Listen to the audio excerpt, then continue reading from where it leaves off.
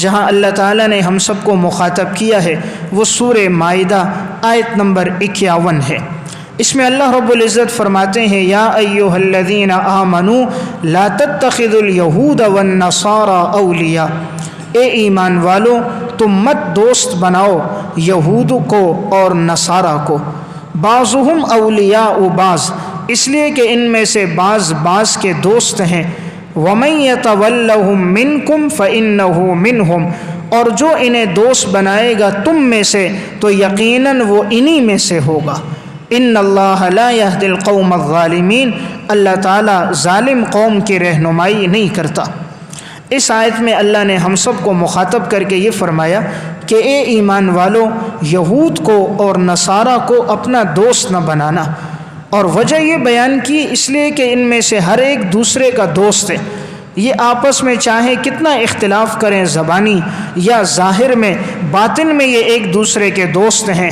کفر جتنا بھی ہے یہ سب ملت واحدہ ہے، کفر کی ساری جماعتیں ایک ہیں۔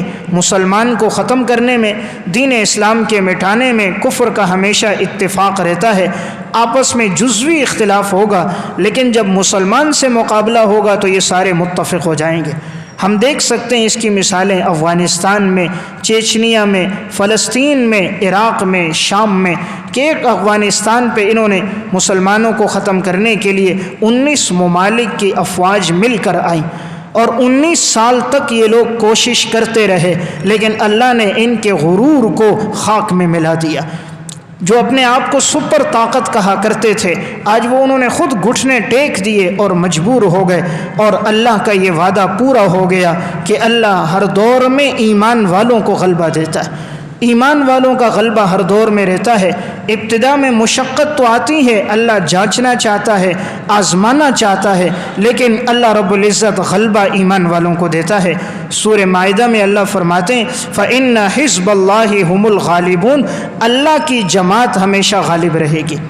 وَأَنْتُمُ الْأَعْلَوْنَ، تم ہی غالب رہو گے، لیکن شرط یہ ہے کہ تمہارے اندر ایمان موجود ہو۔ اگر ان کنتم مؤمنین ہے، تم ایمان والے ہو، اللہ غلبہ تمہیں دے گا۔ تو دیکھیے اللہ نے ان کے غرور کو خاک میں ملا دیا اور ساری دنیا کے سامنے ذلیل ہو گئے۔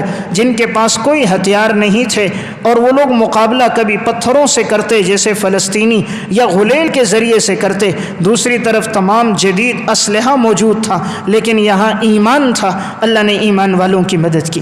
تو اللہ تعالیٰ ہمیں یہی فرما رہا ہے کہ اے ایمان والو ان کو اپنا دوست نہ بنانا، بعضهم اولیاء بعض، ان میں سے یہ بعض کے دوست ہیں۔ وَمَن يَتَوَلَّهُم مِّنكُمْ، اگر تم میں سے کسی نے ان کو دوست بنایا، فَإِنَّهُ مِنْهُمْ، یقیناً وہ انہی میں سے ہوگا۔ وہ ظاہر میں کلمہ پڑھ رہا ہوگا لیکن وہ منافق ہوگا، وہ عقیدے کے اعتبار سے ان سے محبت کر رہا ہوگا۔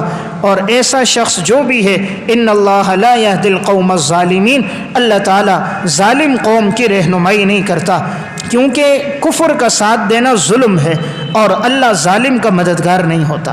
اللہ تعالیٰ ہمیشہ ایمان والوں کا مددگار ہوتا ہے۔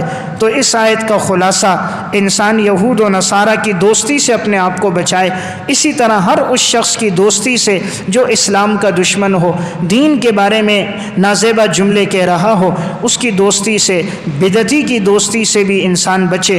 حدیث میں آتا ہے من وقر صاحب بدعہ فقد اعان علی ہدم الاسلام، جس نے کسی بدعتی کی تعظیم کی گویا اس نے اسلام کی عمارت کو گرانے میں مدد کی۔